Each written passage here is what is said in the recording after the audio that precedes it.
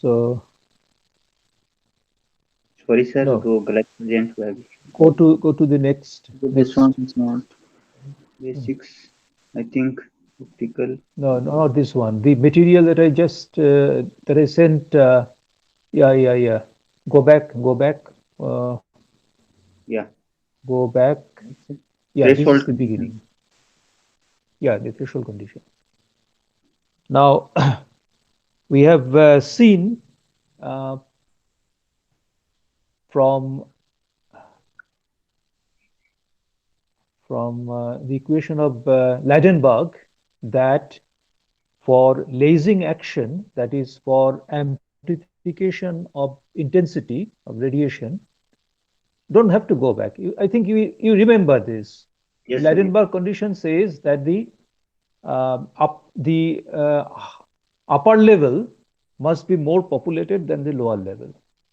Yes. So, for example, if you have a three level system, then the ground state is denoted as level one, then an intermediate state denoted as level two, and a still higher level is denoted as level three.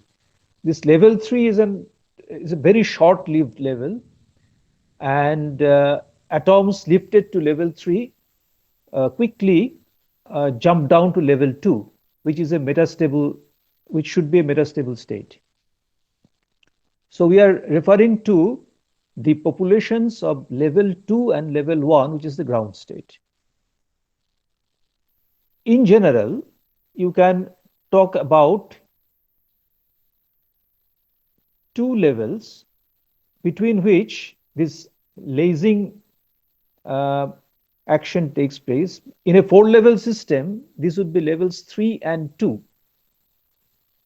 So just remember this. Although we shall be denoting the population of the higher level by N2 and of the lower level by N1, these could be N3 and N2. The levels merely refer to the higher and the lower ones. The higher one has population N2, the lower one has population N1. This N2 can actually be N3 and N1 can be N2. The point is the two levels between which this lasing action will occur must be such that the upper level would have to be more populated than the lower level. That is the essence of Leidenberg's, uh, the essential thing that we can derive from Leidenberg's equation. This is referred to as population inversion. However, population inversion is not sufficient for uh, sustained lasing action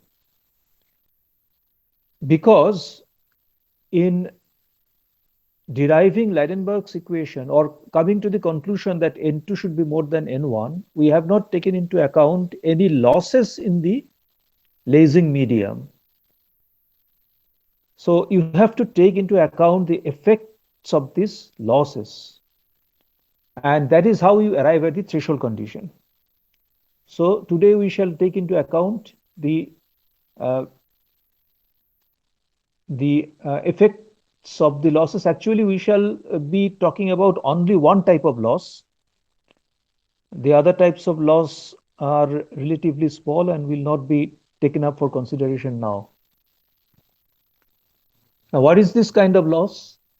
This can be uh, understood by referring to figure 6.8, which carries the legend optical resonator. So in the last class, we talked about optical resonators. Basically, an optical resonator comprises of a pair of mirrors between which electromagnetic waves, for example, light pulses, can go back and forth. They get reflected from one mirror, proceed towards the other mirror, get reflected from that, and then go back to the first one, and so on. So, an optical resonator comprises of a pair of mirrors. Now, for simplicity, we may assume that these mirrors are plane mirrors. So these plane mirrors have to be exactly parallel to each other, which is very difficult to achieve in practice. So as we saw last time, uh, nowadays, as far as gas lasers are concerned, people construct confocal mirror arrangements where you have two spherical mirrors. These spherical mirrors have very large uh, radii of curvature. So they are almost flat, but not exactly flat, slightly spherical. And the advantage is that uh, these spherical mirrors to be perfectly parallel to each other. So that stringent requirement can be avoided. But for the time being, let us consider only plain parallel mirrors. As you can see from the figure, the laser material or the lasing material is placed between these two mirrors. And to excite the lasing material or laser material, a pumping process must be turned on. That means the atoms in the lasing material must be excited to the uh, higher energy levels by supplying energy from outside. This is referred to as pumping process. Now, of the two mirrors, you can see from the figure, one mirror is 100% reflecting and the other mirror is only partially reflecting. Of course, you never have 100% reflecting mirrors or surfaces. So by 100%, you basically understand that it is about 99.9%. Whereas the other one, the partial mirror, may be only uh, slightly less reflecting. The reflection coefficient may be 99% or 0.99 for that mirror. So one has 99.9% reflectance and the other one has something like 99% or slightly less uh, percent of reflectance. So if you move slightly downward, scroll downward slightly, yes. So here the separation between the two mirrors is denoted by the symbol capital L. And the optical length is denoted by L prime equal to L times eta. Remember that in Lord's book, eta is the same as the refractive index that we usually denote by N. The symbol mu is also used in books on geometrical optics, but because mu also stands for permeability, so in books on electromagnetism, the symbol mu is not used to denote refractive index. Usually the symbol N is used, but in Lord's book you find the symbol eta. So we shall refer to this quantity as N, although in the book or in the pages that will be displayed, you will see that it is denoted as eta. So L prime is L times eta. And as we saw last time, resonance is achieved when the wavelength lambda is equal to twice L by Q. Now note one thing, and this is an important thing. In Lord's book, in this equation 6.40, lambda stands for the wavelength outside the lasing material, that is the wavelength in vacuum. But within the lasing material, the wavelength is twice L by Q. So keep that in mind, because in practice, you'd basically need to know the wavelength within the lasing material, not so much the wavelength outside the lasing material. Of course, you can say that when the laser beam comes out and we do something with that laser beam, then the wavelength outside, that is in vacuum, is the thing that we actually deal with. But as far as the resonance condition is concerned, it is better to refer to wavelength inside the lasing material. However, if we keep following Lord's notation, then in this equation, lambda stands for wavelength outside the lasing material, that is in vacuum. So the wavelength in vacuum is slightly more than the wavelength within the lasing material, because the lasing material has a refractive index which is more than 1, and therefore the wavelength is less than the wavelength outside, that is in vacuum. So the equation is L eta equal to q lambda by 2, which is obtained from the equation that lambda is equal to twice L eta by q. Now you can rearrange the terms and obtain the last part of this equation, that is nu by c equal to q by 2 L eta. Okay, so what they have done is take lambda to the left hand side. That will give you 1 by lambda. So 1 by lambda is equal to q by 2 L eta, and then 1 by lambda is the same as nu by c, nu being the repetition frequency. So this equation is quite easily understood. Okay, so these are the possible frequencies of oscillation of the electromagnetic field within the cavity or the resonator. Okay, that we had seen last time. Also, we saw last time that these modes which are allowed by the resonator must lie within the line profile that results from the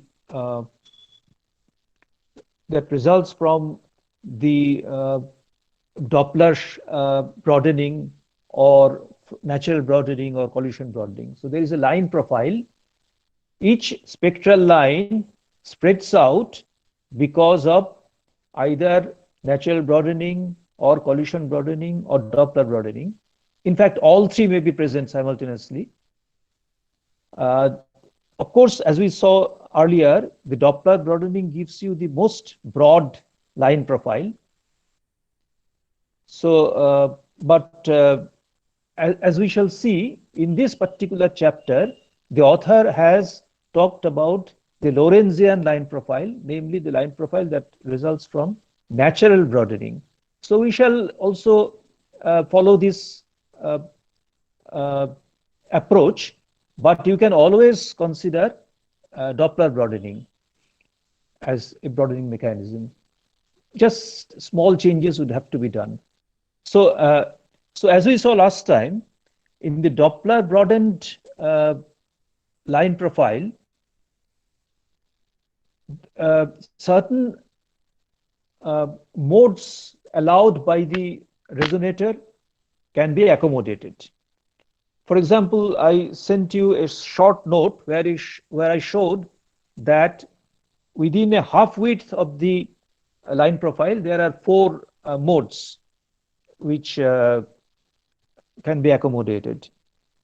Of these 4 modes, if you can go back, Surendra, just go back 1 or 2 pages, couple of pages maybe. Before that, a handwritten note. I sent you a handwritten note. These are the possible modes. Yeah, there was a handwritten note. Anyway, forget it. Yeah. Here, after this, let's see, where is it? Here, right. So this is what I'm referring to.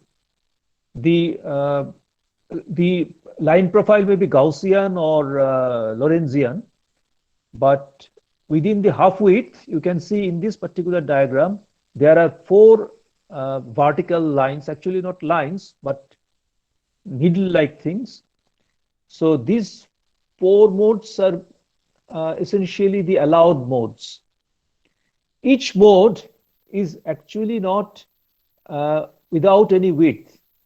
each of the modes has a very thin width, as you can see from the drawing.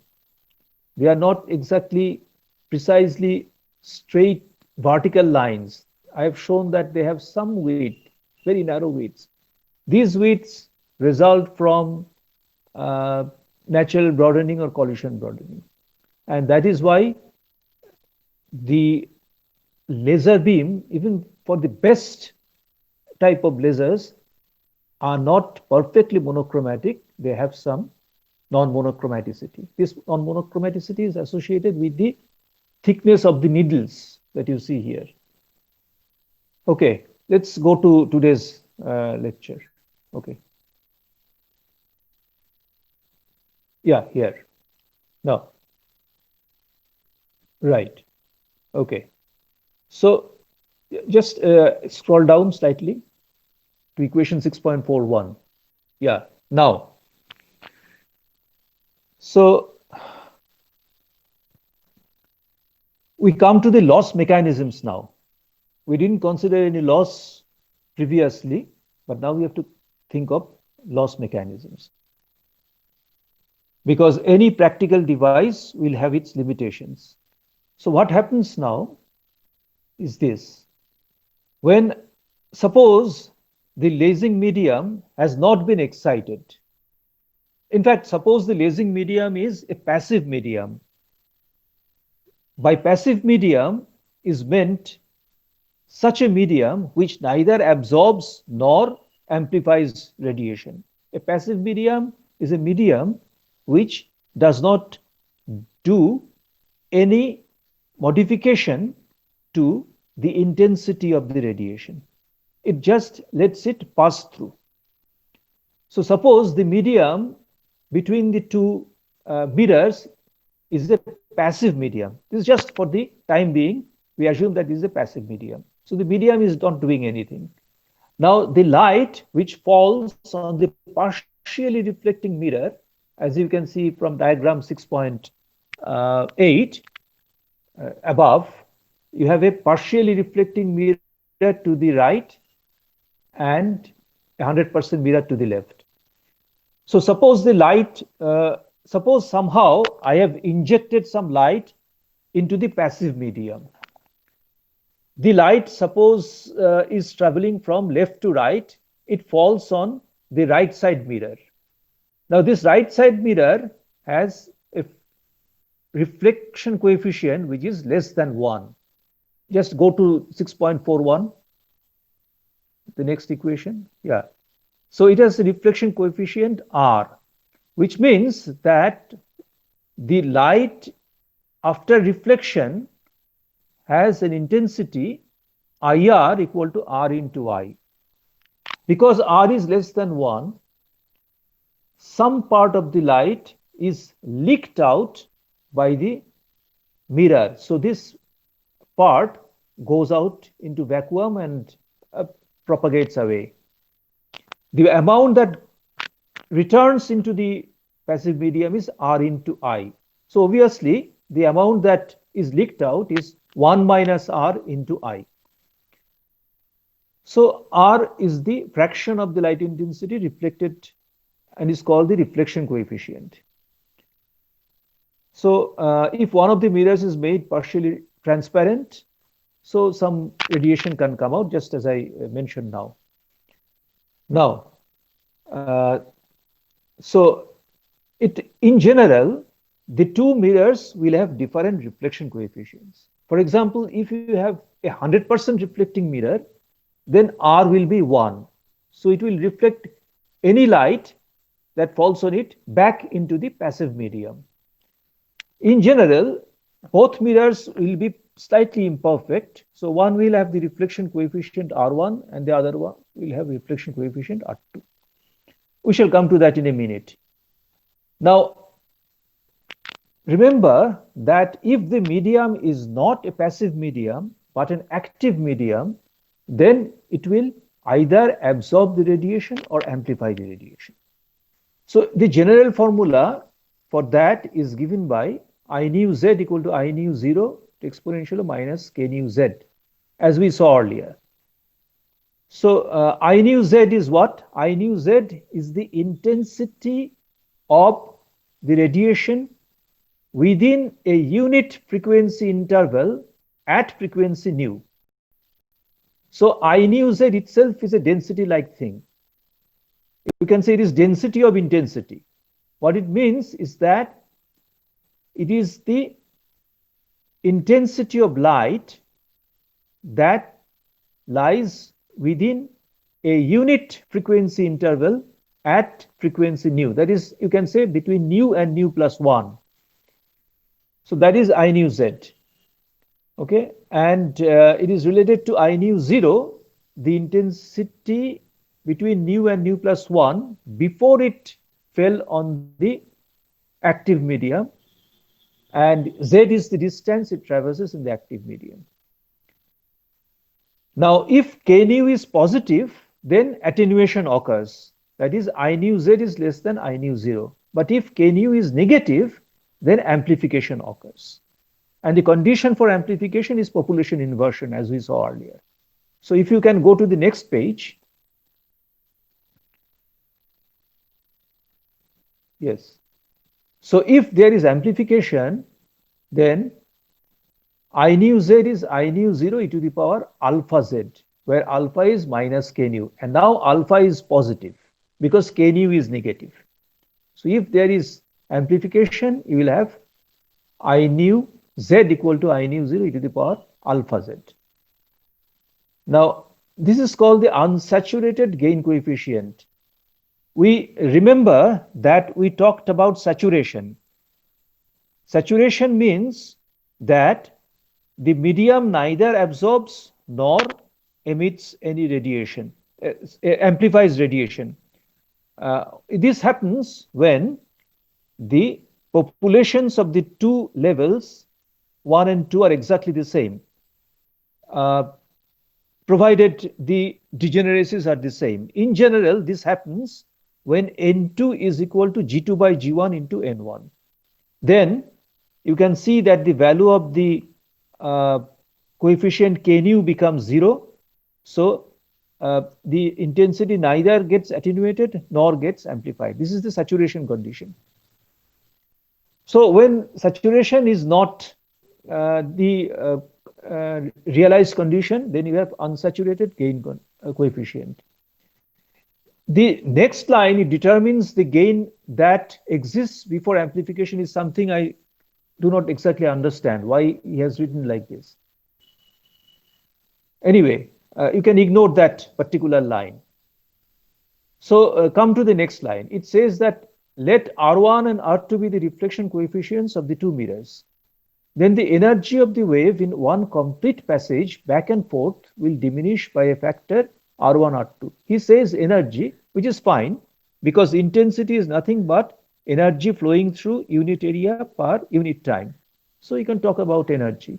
Energy of the wave in one complete passage, which means you start from the left mirror, go to the right mirror, then the right mirror reflects a fraction back, it falls on the left mirror, and then it comes out of the left mirror. So we are back to where you started from. You start from the slightly to the right of the left mirror. The radiation propagates to the right, gets reflected from the right mirror, then propagates towards the left, then gets reflected from the left mirror, and then reaches the point where it started from. So that is a complete passage. So in a complete passage, there will be two reflections, one from the right mirror, the other from the left mirror. And so the intensity after a complete passage will be, suppose I0 is the initial intensity, so it will become R1, R2 into I0, right? So now, what happens after n complete passages, that is, you can say n cycles? In each cycle, the intensity diminishes by a factor R1 into R2. So after n cycles, the intensity will diminish by a factor R1, R2, within brackets R1, R2 whole to the power n. So after n cycles, the intensity will change by a factor R1, R2 whole to the power n. Now they denote this R1, R2 as e to the power minus 2 gamma. So gamma is minus half log R1, R2. This is for convenience. Remember that R1 and R2 both are less than 1. So R1, R2 is less than 1. So log of R1, R2 is negative. And therefore gamma, which is minus half log of R1, R2, is a positive quantity. So as they say, where gamma is positive and may be regarded as a measure of loss of light in a single passage. Single passage means, see, R1, R2 is written as e to the power minus 2 gamma. So you can say that the average reflectivity is root over R1, R2. One mirror has reflectivity R1, the other one has reflectivity or reflection coefficient R2. In one complete passage or cycle, reflection occurs from both the mirrors. Now, if I ignore the difference between the two mirrors, then I can say that each mirror has an effective reflection coefficient of root over R1, R2. But root over R1, R2 is equal to e to the power minus gamma. So that is why they say that the intensity after each passage does not mean a complete passage. Each passage means going from one mirror, getting reflected from the other mirror, and just that.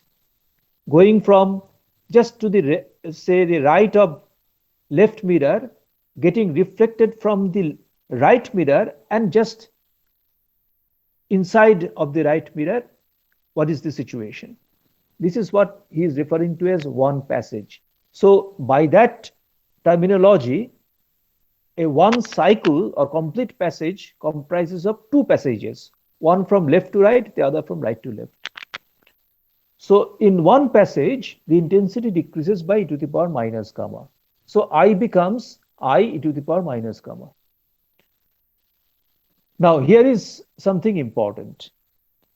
The loss that happens to intensity because of the fact that the mirrors are not perfectly reflecting is only one cause of loss. There can be other causes of loss. For example, absorption of the radiation and consequent non-radiative transition from the excited atom, that can happen. Also, some radiation can be lost due to scattering. So there are other mechanisms by which intensity can go down, but these are not being considered at this point of time. So the only loss mechanism being considered is the loss due to the value of the reflection coefficient being less than 1. So if the medium were a passive medium, the intensity after one complete passage would have been e to the power minus gamma into I. But now, suppose it is an active medium. So in between the two mirrors, the medium either amplifies or absorbs the radiation by having some atoms go from level 1 to 2. Assuming that it actually amplifies, the result of amplification is increase of intensity by a factor exponential of alpha into L, because L is the separation between the two mirrors. So in one passage, the radiation travels a distance L through the active medium, and therefore the intensity gain during the passage through the active medium is e to the power alpha L. And the intensity loss due to the fact that the reflection coefficient is less than 1 is e to the power minus gamma. So effectively, after one passage, the intensity becomes I into exponential of alpha L minus gamma. Now, for oscillations to be sustained in a laser, the amplification must be sufficient to compensate for the energy lost. In other words, exponential of alpha L minus gamma should be more than 1, or alpha L should be more than gamma. For sustained lasing action, the amplification should be sufficient to overcome the effect of loss due to uh, the fact that the mirrors are imperfect. So you require alpha L to be more than gamma. So what is the threshold condition? Just go to the next equation after 6.45. Go to 6.46. 6.46. That's it. So this is the threshold. This is the threshold condition. Alpha L equal to gamma. When alpha L becomes equal to gamma, threshold is reached, which means that there is neither the intensity of the radiation within the medium will remain the same. The intensity of the radiation will remain the same provided alpha L equals gamma, right? This does not mean that no radiation is coming out. Radiation is coming out, but the amount lost through the leaky mirrors or imperfect mirrors is compensated by the amplification that takes place within the medium. So threshold is the condition when the amount of energy lost through the mirrors is compensated for by amplification within the active medium. So when threshold is crossed, the intensity within the active medium will grow with time. At threshold, the intensity will neither grow with time nor decrease with time. It will remain the same. So you first have to find out when that condition is reached, the threshold condition is reached. So a laser with a length L and a given mirror reflectivity will operate only if alpha is more than equal to gamma by L. Okay. Otherwise, if alpha is less than gamma by L, then gradually the intensity within the active medium will decrease and the output radiation will decrease simultaneously and it will die out. So for sustenance, alpha should be more than equal to gamma by L. Now, the next line, equation 6.48, is the same as the Ladenburg equation. So it is written as alpha equal to minus k nu equal to eta. Again, eta is the same as refractive index n times c square pi square g2 a21 by g1 omega 0 square. This omega 0 is the central frequency within the profile. As you remember, within this line profile, there is one frequency at which the intensity is maximum, and that is the frequency omega 0. And then you have g1 by g2 n2 minus n1 multiplied by g omega, which is the line profile function. So this is basically Ladenburg's equation. It can be written in other ways. For example, you can write this as eta c square pi square into a21 by omega 0 square into n2 minus g2 by g1 into n1. That is, you can take g1 by g2 outside, and then this cancels the g2 by g1, and you are left with n2 minus g2 by g1 into n1 within the brackets. So that is the form of the expression that I prefer, but in this book they have written in this particular fashion. Anyway, so in the case of a line profile dominated by Lorentz broadening, the gain coefficient is given by alpha L. L here stands for Lorentz. Alpha L omega equal to eta c square pi square g2 a21 n1 by g1 omega 0 square g1 into, again they have taken out n1 outside the bracket, and you have g1 n2 by g2 n1 minus n1. But now there is a problem. The problem is they have used the symbol gamma to denote minus half log r1 r2, and again this symbol gamma is used in equation 6.48 6.49 to denote a different quantity. In this expression, gamma by 2 pi into 1 by omega minus omega 0 whole square plus gamma square by 4, the gamma is not the same gamma that we saw just a minute earlier. It is not minus half log R1 or 2. So remember, this gamma is different from that gamma. So come to equation 6.49. Yes. So to avoid confusion, because Lord has created a confusion here, you denote this gamma as gamma subscript L. That will make you avoid the confusion. So just note down in your pad or notebook that this gamma in equation 6.49 should be denoted as gamma subscript L. So this is different from the gamma given above. Now, what is this gamma? As we know from the natural broadening mechanism, this gamma, or what I am calling gamma L, is the same as the inverse of the mean life of the upper level, that is 1 by tau to 1. Just remember that. This gamma L is nothing but 1 by tau to 1. Okay, so in this expression for Lorentz Lorentzian form or line profile due to natural broadening, write gamma as gamma L.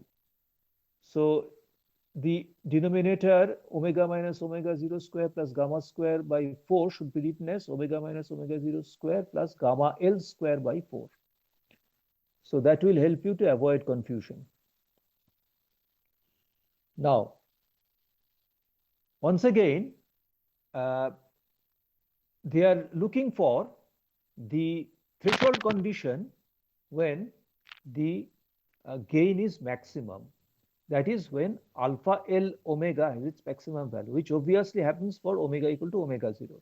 So what is this maximum value of alpha L? This is denoted by alpha L 0, omega 0.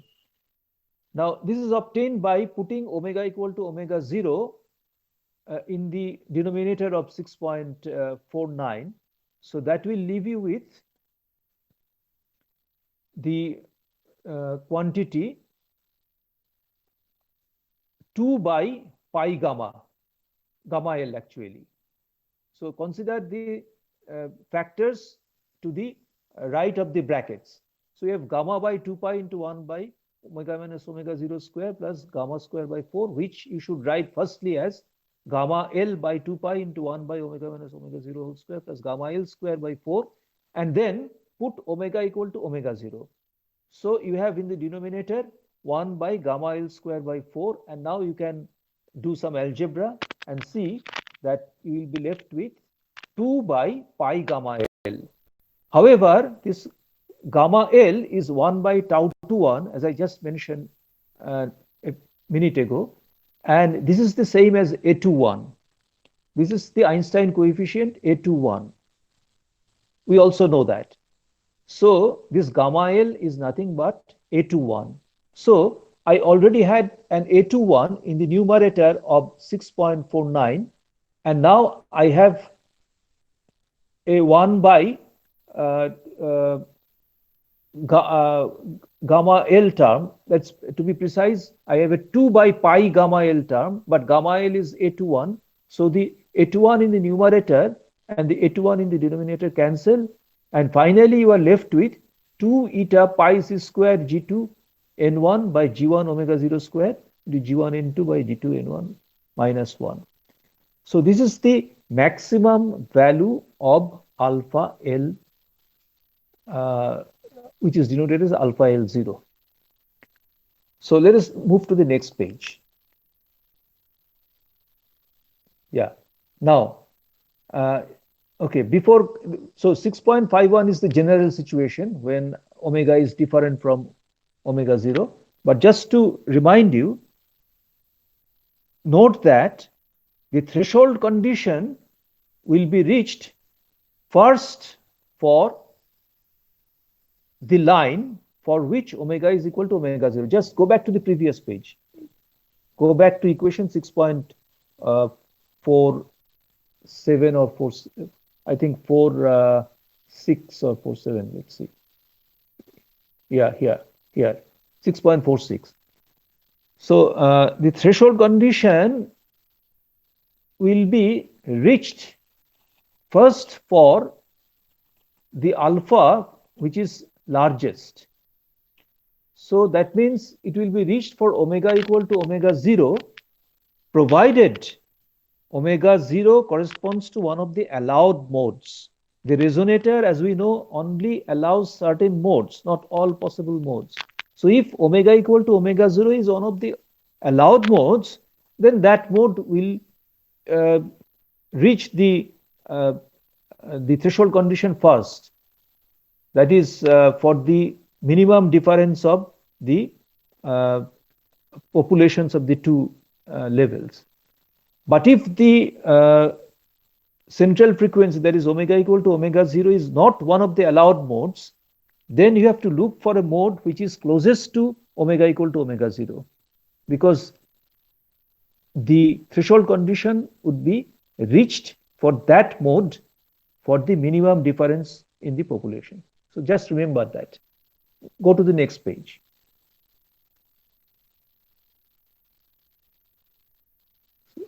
Here. So in 6.51, the author has returned to the general expression where they have written g omega. Okay. So instead of writing the Lorentzian form, which is valid for natural broadening, they have written g omega, which is valid for any type of broadening mechanism or any line function.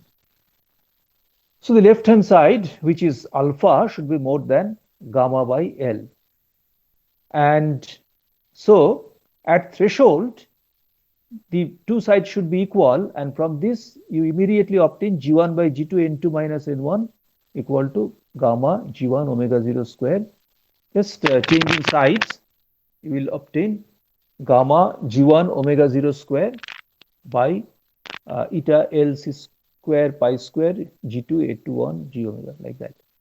Now here I want to introduce one more remark. We had seen earlier that the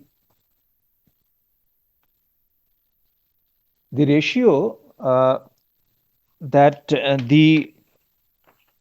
for example, the Ladenburg equation. The Ladenburg equation, when written properly, is not exactly what you have in equation 6.47, I think. They have written an expression for alpha here for 8. The Ladenburg equation, when written properly, has eta square in the denominator. Okay, it has got eta square in the denominator. So why is it so? Because as we know, the velocity of light within the media, within the lasing medium, is c by eta or c by n, as you prefer, because as I said, commonly refractive index is denoted by n, not by eta. And we noted earlier that because the velocity is not c but c by eta or c by n, the correct expression for the correct expression that you can derive from Ladenburg's formula has eta square multiplying G1 omega 0 square, not eta in the denominator. You have a factor of eta cube in the denominator, which cancels with eta in the numerator to leave you with eta square in the denominator.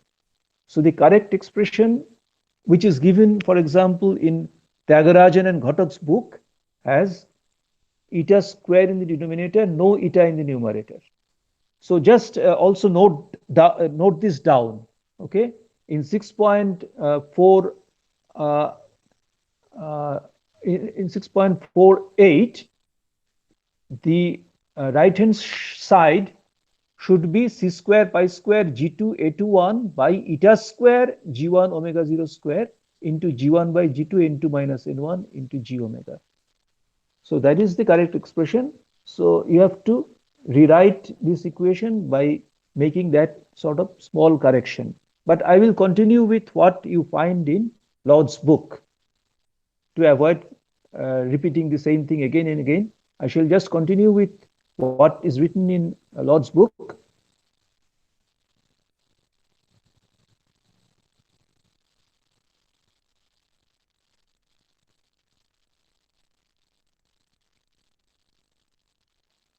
Hello sir. Hello. हाँ sir, वो so the light चला गया presentation, इसलिए अच्छा ठीक है, तो I am wifi waiting. बंद हो।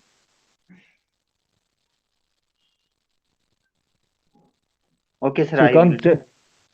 you cannot present it, can you? नहीं नहीं No. सर, सर एक सेकंड सर, ये मैं करता हूँ।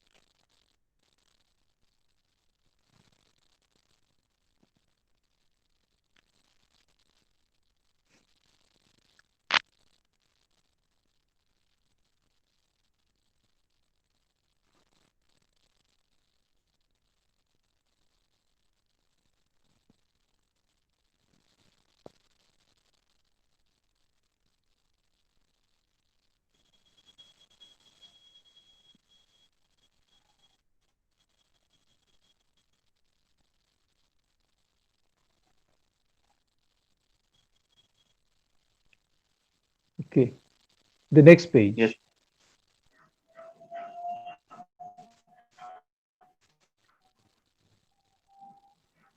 Yeah. So, thank you sir. so you have this equation 6.52, okay, for the difference of population. Actually, to be precise, you have G1 by G2 N2 minus N1 on the left hand side. But if you assume that the states are degenerate or their degeneracies are equal, that is G1 equal to G2, then the left hand side becomes N2 minus N1, the population difference, and that should be equal to gamma G1. Okay, now this, because G1 by G2 is 1, so they have cancelled G1 and G2, and so the right hand side has become gamma omega 0 square by eta LC square pi square A21 into G omega. As I said, if you were to look up Tyagarajan and Ghatok's book, you will find that instead of this expression, you will have gamma omega 0 square n square or eta square divided by LC square pi square A21 G omega. So instead of 1 by eta, you will have eta square in the numerator. But we continue with Lord's notation and things. So this is the population difference that you need for threshold to be realized. So note that it is not sufficient to have N2 more than N1. That is, you just don't get sustained lasing action if N2 is just more than N1. N2 has to be more than N1 by a minimum amount, and that minimum amount is gamma omega 0 square by eta LC square pi square A21 G omega. So this value of population inversion is known as critical inversion. Okay? We encountered something that we referred to as inversion threshold pumping rate earlier in connection with three-level system. So that was inversion threshold. That means N2 just more than N1 is realized at inversion threshold, but inversion threshold is not sufficient for sustained lasing action. The difference has to exceed a minimum value as given in equation 6.53, and this minimum value is known as critical inversion. So So if you can adjust gamma and L, you can sort of tune or sort of mod, uh, make changes in the critical inversion requirement. So next, they are presenting the same result in a slightly different way. So here is what they are doing. Suppose, again going back to the injection of certain amount of energy within a passive medium, this energy comprises of a uh, collection of photons, say of the same frequency. So these photons are going back and forth between the mirrors.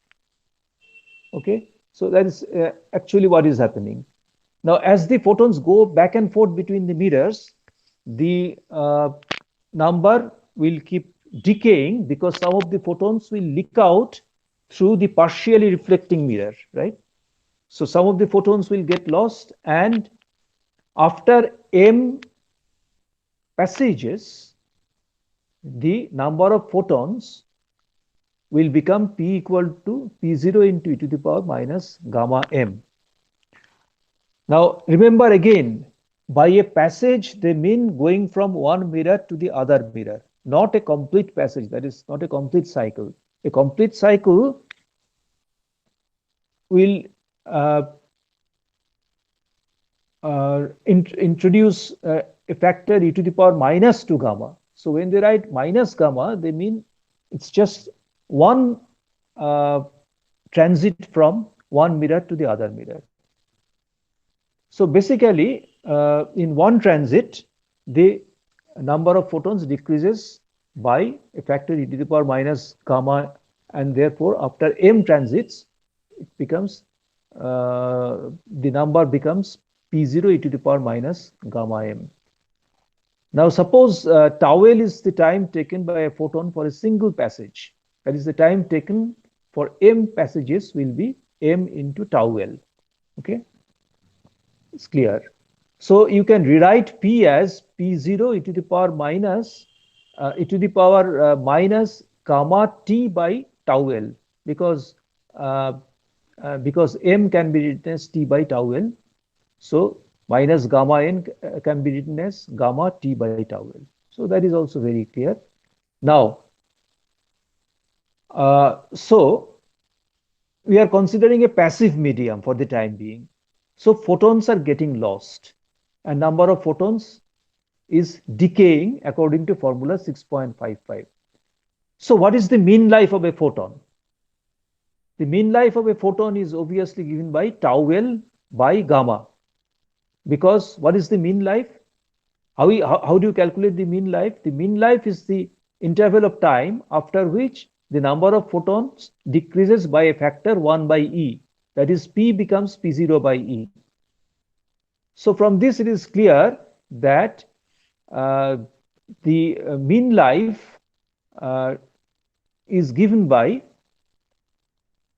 putting minus gamma t by tau L equal to minus 1, or the mean life is equal to tau L by gamma, because uh, you need gamma t by tau L equal to 1, which means t should be equal to tau L by gamma. That is the mean life, denoted by tau p. Now, what is tau L? Tau L is L prime by C. L prime is the optical length, that is the product of refractive index and the actual separation.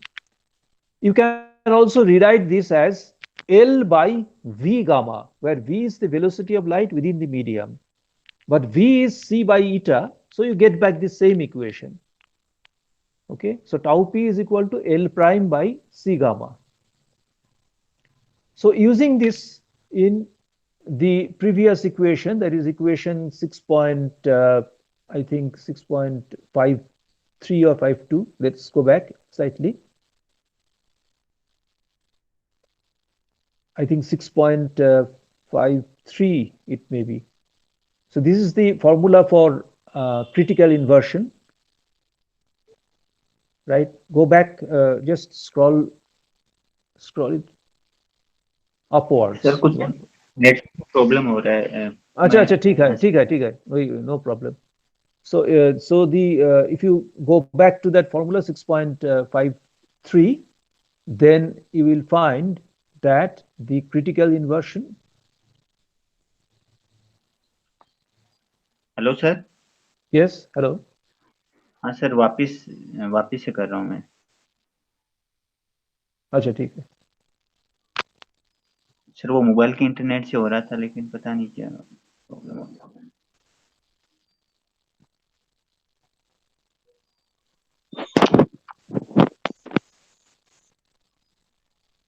Surendra अब light आ गई है भाई, अब wifi से हो जाएगा. अच्छा, वापिस कनेक्ट नहीं हो रहा वाईफाई.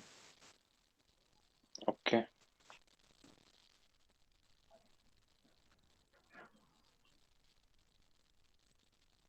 मेरा हॉटस्पॉट भी शो नहीं कर रहा है, देखते हैं आप स्क्रीन पे. पता नहीं क्या.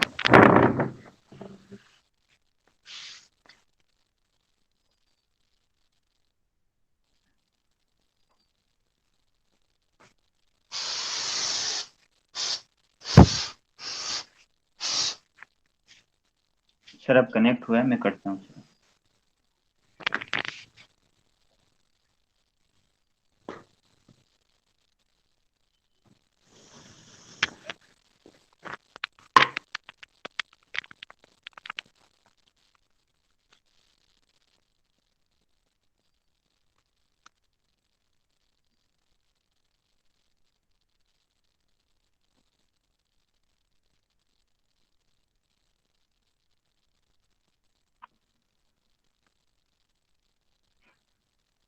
Yeah. केवल स्क्रीन दिख. हाँ दिख रही है, दिख रही है. हाँ ठीक है. So just scroll down slightly.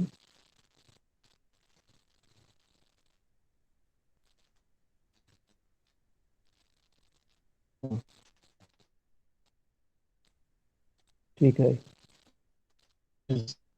Substituted time by c tau gamma. You had gamma in the numerator, which they have replaced by L prime by c tau. So you have equation 6.57, where the critical inversion is expressed now in terms of tau p, the lifetime of a photon in the resonator. Tau p is the mean life of a photon inside the resonator, which means that a particular photon